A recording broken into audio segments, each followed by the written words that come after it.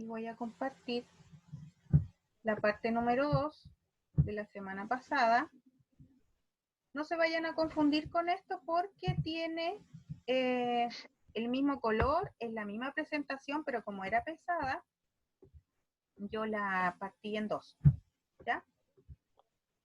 Esto lo ven, ¿cierto? Sí. Ya. Sí. Bueno. A modo de feedback, la semana pasada partimos con esta diapo, ¿cierto? Diciendo que había un universo de cosas inesperadas en la anestesia que podían ocurrir. Y una de ellas era los problemas respiratorios, obstrucciones respiratorias, broncoespasmo, laringoespasmo después de la inducción anestésica, una aspiración bronquial, por ejemplo, un vómito aspirativo, etc. Y también cualquier otra complicación de índole sistémico que nos pudiera conducir hasta un paro cardiorrespiratorio. Ahí dice paro respiratorio reflejo, es decir, desde la estimulación del nervio vago, ¿ya? Que puede ser porque estamos colocando anestesia espinal o porque tiene dolor el paciente, ¿ya? Entonces había una cadena de prevención que tenía que ver con, primero, tomar las medidas precautorias desde la entrevista con el paciente, la toma de exámenes, el análisis profundo del caso, la asignación de la clasificación ASA, ¿cierto? Medir la vía aérea, si es fácil, si es difícil, analizar cuáles son los fármacos que toma el paciente, es decir, todas esas acciones que ustedes tuvieron que hacer para responder los casos clínicos. Observar, ¿cierto? Si es que los casos son para anestesia general, entonces siempre hay que intubar a los pacientes porque vamos a preocuparnos de evitar el broncoespasmo o laringoespasmo, y si ocurren, ya la vía aérea queda abierta, entonces el paciente le vamos a poder asistir. La ventilación asistida va a ser solamente la anestesia general, ¿cierto? Vamos a considerar siempre la necesidad de aspirar boca y faringe cuando terminamos de de intubar un paciente. Manejar siempre al paciente con una educación suficiente para que respete cosas como la suspensión de fármacos, sobre todo los fármacos que los podrían llevar a un shock hipovolémico, eso eran los fármacos antiplaquetarios, ¿verdad? La aspirina, el neosintrón, y también el ayuno, súper importante porque hay muchos fármacos que por hipotensión y bradicardia a todos los seres humanos nos producen náuseas y vómitos. Entonces, si el paciente nos dice que sí tiene un ayuno y nosotros no indagamos más en profundidad y empieza con estos síntomas, está en una posición supina, por lo tanto va a vomitar y se va a aspirar ese vómito y va a producirse una neumonía aspirativa, ¿ya? Y finalmente, todos los fármacos que nosotros colocamos para tener a mano, digamos, frente a un shock anafiláctico, también hay que revisarlos previo a la cirugía. Ustedes hicieron una tarea que algunos me la han mostrado, que tiene que ver con la bandeja de emergencia, ¿cierto? Y ahí ya tienen varios fármacos que tuvieron que investigar. La semana pasada salieron varios más en la hipertermia maligna. Y hoy día vamos a trabajar un poquitito, lo que más podamos avanzar en algunas cosas del paro. Y desde ahí vamos viendo este universo de fármacos que vamos a tener que juntar y hacer un pequeño compendio que va a ser nuestra segunda evaluación. ¿Ya? Ya.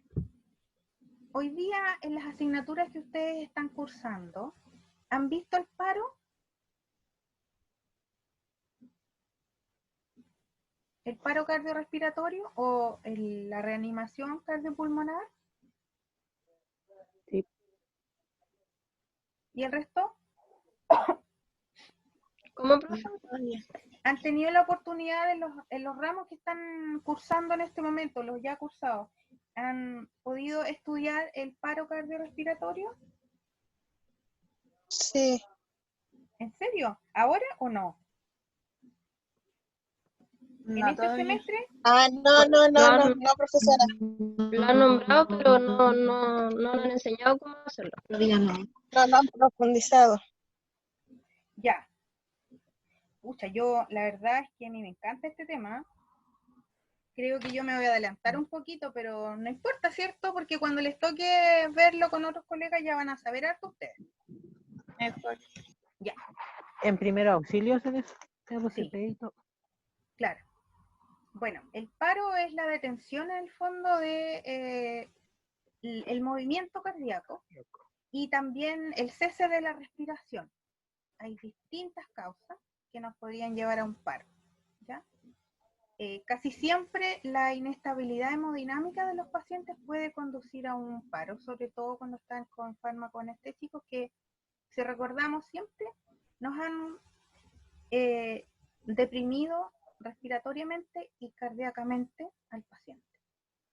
Entonces, por un lado está este paro, que es el evento, ¿cierto? Y por otro lado está cómo lo manejamos, que se llama reanimación cardiopulmonar, que son maniobras o un montón de acciones tendientes a estabilizar justamente la causa de este paro, una vez que también nosotros devolvemos la circulación sanguínea al paciente, le reactivamos este movimiento cardíaco y le devolvemos esta perfusión al organismo a través de la respiración efectiva. Es decir, llevamos oxígeno a todo el cuerpo. ¿Ya?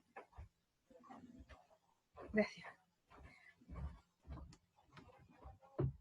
Muchas gracias. Pedí agüita, chicos, perdón. Bueno, básicamente, una reanimación cardiopulmonar tiene como dependencia, si una empresa grande, ¿cierto? Que sería la reanimación cardiopulmonar, y tenemos que hacer ciertas acciones para poder llevar al paciente a la estabilización. Entonces, lo primero, hoy día, es entender que la sangre queda con oxígeno circulante. Por lo tanto, antiguamente lo que se hacía inmediatamente era preocuparnos primero de la vía aérea y después del masaje cardíaco. Hoy día cambió eso y hoy día lo importante es el masaje cardíaco, ¿cierto? Previo a que alguien pueda venir a ayudarnos en la asistencia ventilatoria invasiva, que sería intubar al paciente. Si no llega nunca a ese momento en forma oportuna, nosotros hacemos la asistencia ventilatoria después de un ciclo, ¿cierto?, de masaje de 30 a 2, es decir, 30 masajes cardíacos por 2 ventilaciones. Entonces hoy día quiero que entiendan por qué cambió, porque se entiende que la circulación todavía tiene oxígeno, ¿ya? Ya. Lo último, que ya, digamos, viene a ser parte de la reanimación cardiopulmonar un poquito más avanzada, es la desfibrilación, cuando tenemos que aplicar cierta energía desde un monitor, desde una máquina que genere esta energía al paciente y lo pueda volver a movilizar este corazón que se ha detenido. ¿Ya? Bueno, uno de los objetivos de reanimar al paciente es la oxigenación, que es sumamente importante, porque así nosotros podemos seguir teniendo al paciente no solamente irrigando el cuerpo, sino que el cerebro. Porque si nosotros dejamos de irrigar el cerebro, cuando el paciente despierte después de la reanimación, es muy probable que tenga algún daño, ¿ya? Que quede lento, que puede tener problemas cognitivos posteriores, que los vamos a evidenciar con los días.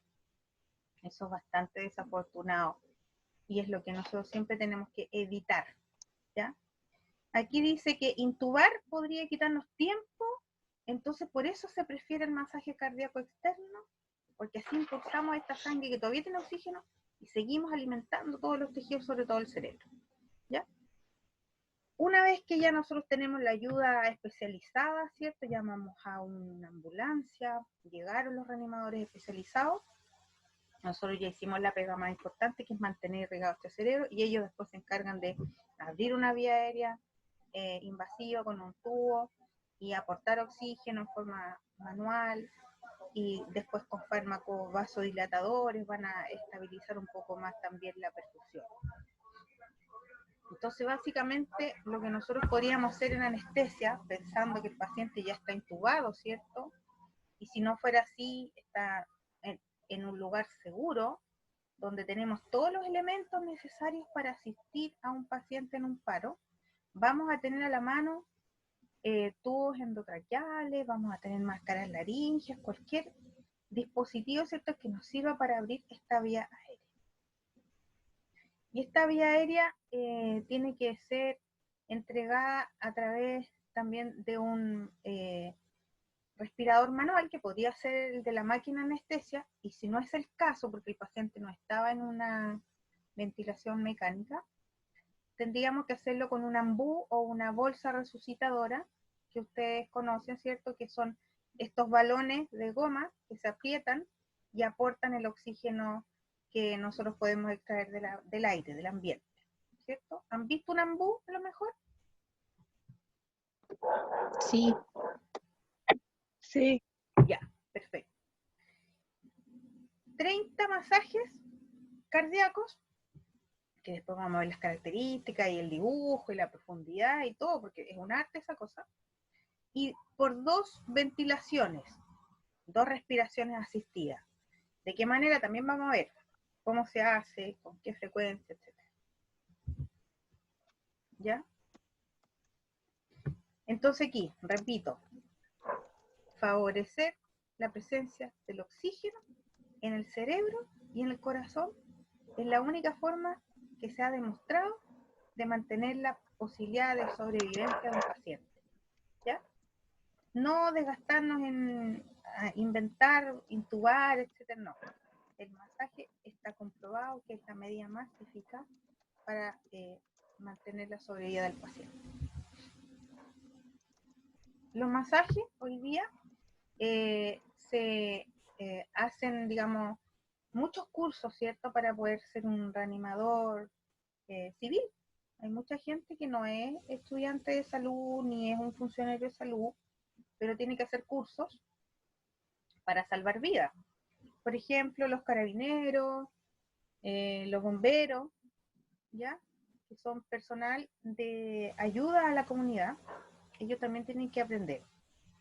Pero por cualquier persona, incluso nuestros familiares, podría aprender de ustedes estas maniobras básicas para poder salvar una vida.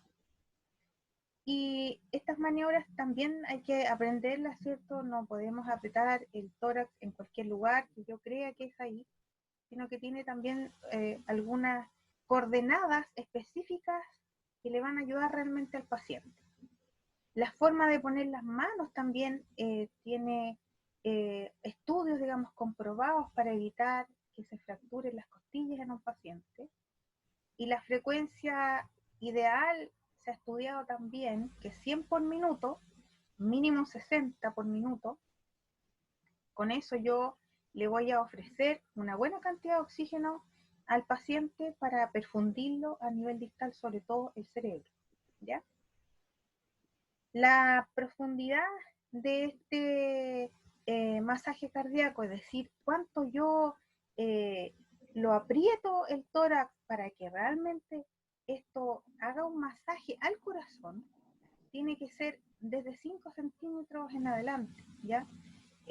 Se habla de 6 centímetros como lo ideal, ¿ya? Ahí dice de 4 o 5, pero mientras más sea la profundidad, mejor para el paciente, no más allá de 6 centímetros en todo caso, para evitar la fractura.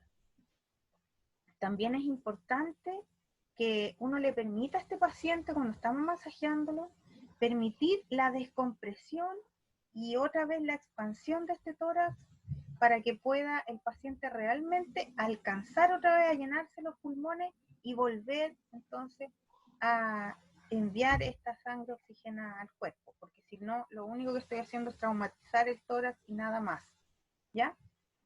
Y evitar al máximo las interrupciones, o sea, yo no debo parar, por eso tengo que pedir ayuda. Yo puedo hacer este masaje por no más de 2 minutos, me voy a cansar, me van a doler los brazos, etcétera, y tengo que pedir ayuda a un segundo operador para que pueda hacer el masaje del siguiente ciclo, mientras llega la ayuda especializada, por supuesto. ¿Ya? Y aquí, bueno, cuando llega la ayuda especializada, nosotros vamos a necesitar fármacos que son vasopresores, es decir, que me irrigan bien la sangre, que son vasodilatadores y me van a ofrecer una circulación mejorada, y sobre todo esto para llevar este oxígeno que necesita el paciente a todos los tejidos. Y también voy a necesitar algunos antiarrítmicos que pudieran ayudarme a regular el ritmo una vez alcanzado de nuevo cuando se recupera el paciente del paro, ¿ya? Esto no es lo principal que hay que usar, pero sí la adrenalina o epinefrina, que es un fármaco que se ha demostrado y está descrito en todos los manuales de reanimación cardiopulmonar como el primer fármaco de elección. Y el segundo es la amiodarona, ¿ya?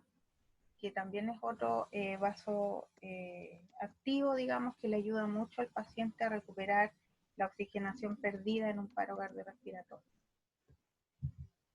¿Ya? Ahora, fármacos hay muchos dentro de un carro de paro, y uno de los importantísimos que ustedes tienen que investigar, y es la siguiente tarea que yo les voy a entregar, sobre los fármacos indispensables en una reanimación, es la adrenalina o epinefrina. ¿Ya? Lo que hace este fármaco, además de vasodilatar, es disminuir la presión arterial diastólica y produce una taquicardia compensatoria o refleja. Eso me ayuda a que el paciente perfunda, ¿ya? A pesar de que su presión sea bajita, pero la taquicardia hace que esta perfusión sea continua, ¿ya? Y se usa también en algunas otras cosas, como por ejemplo el shock anafiláctico, ya como fármaco de primera elección en un shock anafiláctico severo, sobre todo con problemas respiratorios obstructivos.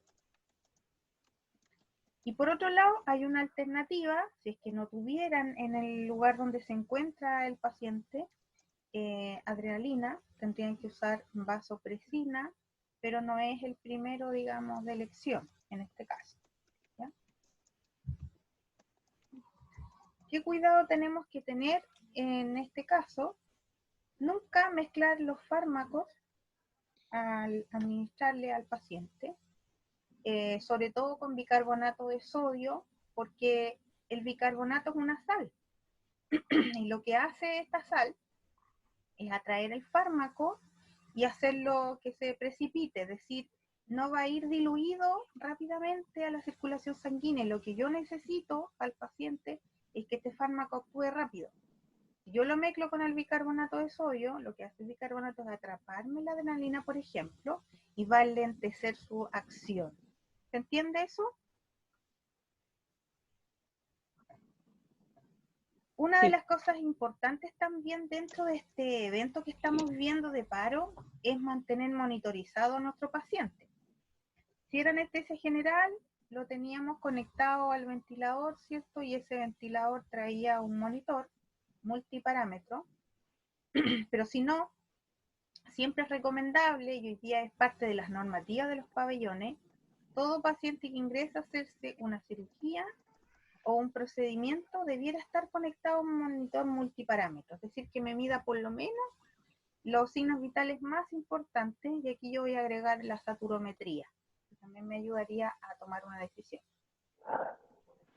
Entonces me va a medir presión arterial, el pulso, la frecuencia respiratoria y un trazado de electrocardiograma que a mí me advierta, al mirar el trazado de electro, que el paciente pudiera tener un ritmo raro, ¿cierto?, anormal, y que de ese ritmo pudiera llegar rápidamente a un paro.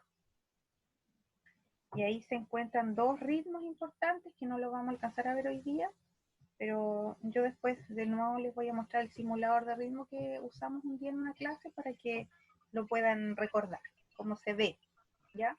¿Cuál es la figura que hace ese ritmo, esos dos ritmos? Entonces, también vamos después a evaluar si después de este masaje recuperó el paciente la conciencia, si tiene dolor en el pecho, buscando un poco más la causa, ¿cierto?, de este paro, podría ser un infarto, y si hay un infarto, el dolor precordial va a seguir.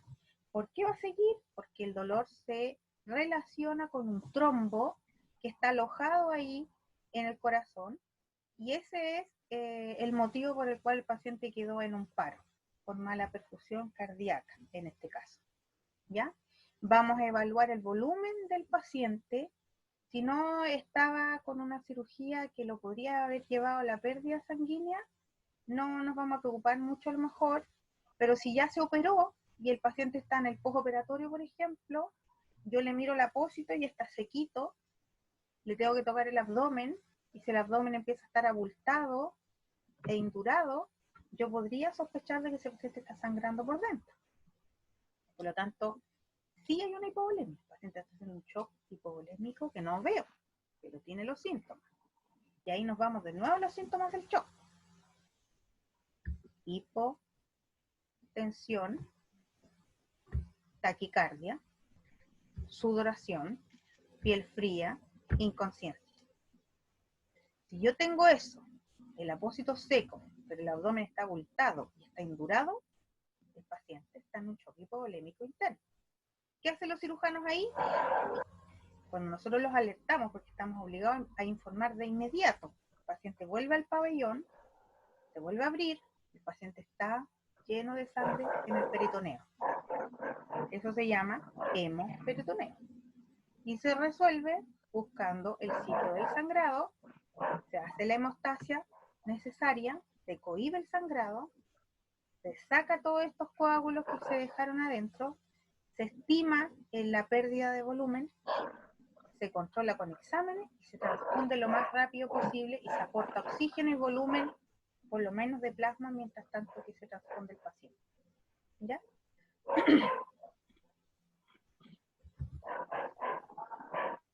Ya. Otro fármaco que tenemos dentro de los carros de paro y también dentro de los carros de anestesia, que es muy importante para los equilibrios ácido-base de los pacientes, de los organismos, es el bicarbonato de sodio. Por eso les decía que no tenemos que mezclar ninguna administración de fármacos vasoactivos que queremos usar rápidamente en el organismo junto al bicarbonato. Es decir, cualquier desequilibrio de la acidez o de la base del organismo se tiene que corregir posterior. Primero, la droga vasoactiva. Y es muy importante este equilibrio porque el organismo tiene que estar en equilibrio, si no hay otros trastornos hidroelectrolíticos, es decir, cualquier falla puede llevarnos a otro paro. Y, por ejemplo, en la hipertermia maligna también había una acidosis, es una acidosis respiratoria, también usábamos bicarbonato en la hipertermia maligna, ¿ya? Para regular este equilibrio. Otro fármaco que se encuentra presente también en estos carros de paro es la atropina, que antiguamente, chiquillos, se usaba un montón en los paros, porque la atropina genera una taquicardia como efecto adverso, ¿ya? La atropina, ¿qué hace? Astringe, es decir, deja, hace cesar toda la producción de sustancias que se secretan en el tubo digestivo.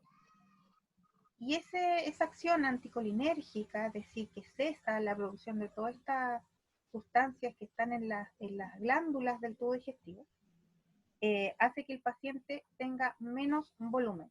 Entonces, al tener menos volumen, entonces él hace una taquicardia compensatoria. Y esa taquicardia es la que me ayuda a perfundir al paciente. Esa es la taquicardia que lleva todo este oxígeno que andaba circulante hasta la periferia y sobre todo hasta el cerebro. Hoy día no es de primera línea, sigue siendo de primera elección hoy día, por las normas que están vigentes, la adrenalina o epinefrina, que es lo mismo, y en segunda instancia está la miodrona, que ya viene. ¿Ya? Otros minerales como el magnesio, por ejemplo, se ha estudiado que tiene algunos efectos sobre estos ritmos que son desfibrilables, y ahí hay dos ritmos que los vamos a revisar en más profundidad en la próxima clase, porque en la próxima clase les voy a hacer una clase sobre el paro, más en profundidad, cómo hacemos una reanimación cardiopulmonar. Entonces el ritmo es la fibrilación ventricular y la taquicardia ventricular. Estos dos ritmos, cuando uno los reconoce en el monitor y se da cuenta de que rápidamente de estos dos ritmos pasamos al paro, hay que desfibrilarlos al tiro, ¿ya? Entonces se ha estudiado que este mineral, el magnesio, podría revertir estos ritmos que son desfibrilables. Hay otros minerales que a veces han estado en el carro de paro, como el calcio, cuando hay algunos desajustes del potasio, porque nosotros tenemos minerales que son como sustituibles en el espacio. Es decir, si yo tengo hipercalemia, debería tener hipocalcemia. Es decir, si me sube el potasio, me debería bajar el calcio. Si me sube el calcio, me debería bajar el potasio. Y así sucesivamente. O sea, uno entra y el otro sale del líquido intracelular, ¿ya? Se repelen, ¿ya? Se repelen por una carga electrolítica, es decir, uno es positivo y el otro es negativo, ¿ya? Y con eso, con algunos minerales también yo podría regular algunos equilibrios de los electrolitos en la sangre. Otra de las drogas que está presente también en los carros de paro es la dopamina, que también es una droga vasoactiva, es decir, me ayuda a dilatar el sistema sanguíneo, las arterias, me ayuda a irrigar mejor. Tiene algunos otros efectos, como por ejemplo neurotransmisor, es decir, me regula el ánimo, me regula el sueño, me regula la digestión, ¿ya? Desde otro punto de vista, digamos, desde otra ciencia médica, también la dopamina tiene otros efectos. Pero sí, la dopamina tiende a hacer algunos efectos adversos, como por ejemplo que están abajo en los circulitos. Ahí dice que podría tener náuseas y vómito el paciente, podría llegar a tener una alergia, alguna alteración del ritmo cardíaco. Y bueno, si lo seguimos usando y no detectamos esos efectos, podría tener algún otro daño, como por ejemplo una necrosis o muerte celular a nivel de los vasos sanguíneos. ¿Cuándo la usamos esta dopamina? Cuando ocurre que tenemos hipotensión de importancia, pero no se relaciona con una pérdida de volumen de sangre. O sea, el paciente se operó, pero no está sangrando, y la cirugía no era con pérdida hemática considerable, así es que me serviría esta dopamina para regular esta hipotensión, sin llegar a tener que reanimarlo con la adrenalina, por ejemplo, ¿ya? Y dice ahí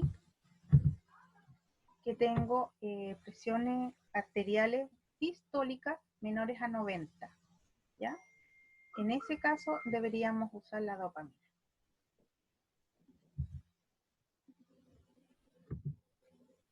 Ya. Si yo tengo estos cambios hemodinámicos, entra en juego otro fármaco que se llama fentolamina. Lo que hace es inducir la hipertermia para frenar efectos adversos de la dopamina, como por ejemplo la necrosis de los tejidos. Yo quiero perfundirlo bien rápido para que no se pierda ese tejido importante, y puedo hacer que suba la temperatura del paciente. Tampoco puedo hacer esto en forma brusca, ¿cierto? Porque todos estos cambios también podrían llevar a otro choque al paciente. Así que todo esto es bajo monitoreo constante de los signos vitales. Aparte de medir siempre en el monitor multiparámetro todos los signos vitales que vimos recién, la presión arterial, el pulso, la frecuencia respiratoria, la saturometría, el comportamiento del ritmo cardíaco en este trazado de electro, yo tengo que medir la diuresis, en términos de saber si está perdiendo sangre por algún lado, si me hace anuria el paciente o oliguria, claro, yo tengo que pensar está sangrando. Si vuelve o no vuelve la conciencia del paciente, cómo se encuentra el estado de esa conciencia, cómo está la perfusión de la piel, tengo que mirar el lecho unguial, el llenado capilar, ¿cierto?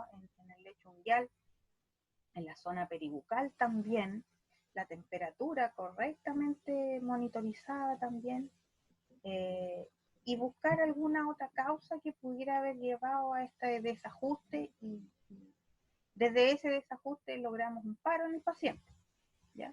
Como por ejemplo dice aquí un paciente cardiópata que de seguro fue evaluado por su cardiólogo, le dio permiso para operarse, pero tenía riesgo. Y justamente en la anestesia se generó esta descompensación, hizo una insuficiencia cardíaca congestiva y finalmente podría haber llevado al paciente a la muerte después de un paro.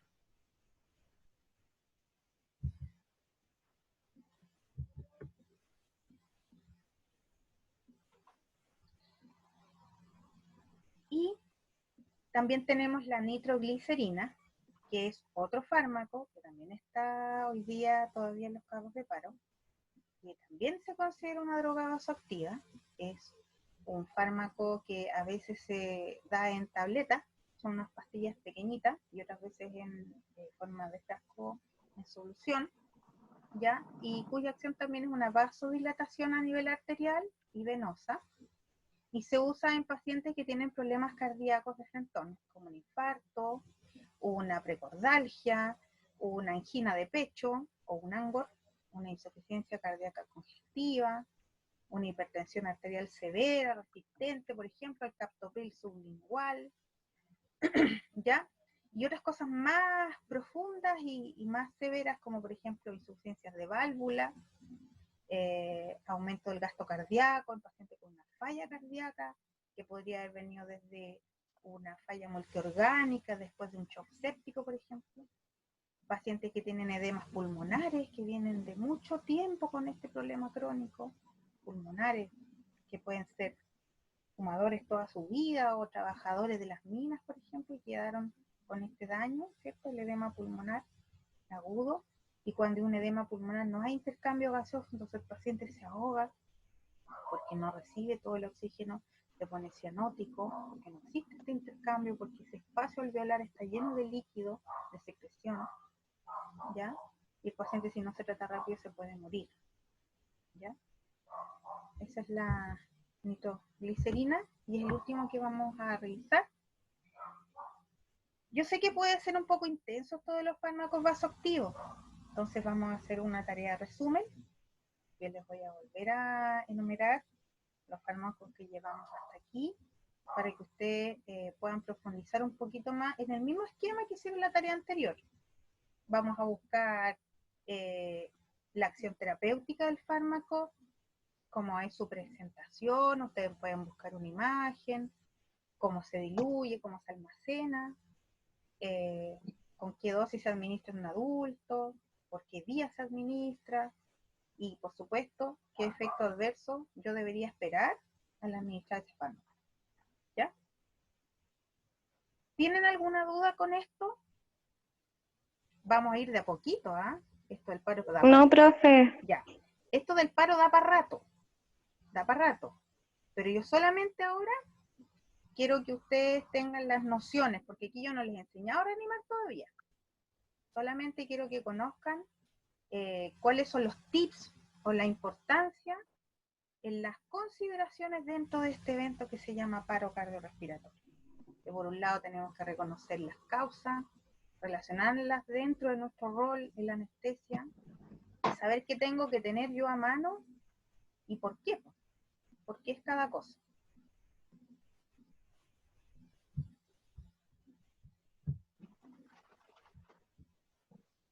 Ya. Y les voy a mostrar solamente que la clase siguiente, ahí sí, de frentón, vamos a profundizar en cómo se hace un soporte vital, ¿ya? Entonces, ¿alcanzan a ver eso, cierto? Solamente Sí, quiero que profesora. vean las imágenes, ¿ya? Ya vamos a ir mirando cómo se hace el masaje, yo les voy a ir enseñando cuáles son los dispositivos, la cadena de reanimación, ya en distintos tipos de pacientes, cómo tenemos que actuar, pacientes conscientes, pacientes inconscientes, paciente que respira, paciente que no respira, posiciones de seguridad, cuánto tengo que profundizar en el masaje y por qué, ¿Dónde tengo que poner las manos? ¿Y por qué no en otro lado? Y si la pongo en otro lado, ¿qué le va a pasar al paciente? ¿Ya? ¿Cómo tengo que darle la respiración a un paciente? ¿Cuáles son las maniobras para abrir una vía aérea? ¿Ya? Los esquemas que son súper importantes para poder estudiar. Esquemas básicos, facilitos, que ustedes mismos pueden elaborar a modo de resumen. ¿Ya? ¿Cómo reconocer otras causales que podrían llevarme a un paro? El paciente respira mal, cómo buscarle el pulso, ¿ya? Etcétera, etcétera. Eso es lo que tenemos para la próxima clase. Que va a ser bastante bueno para ustedes aprenderlo también, para todas sus otras asignaturas. Bien.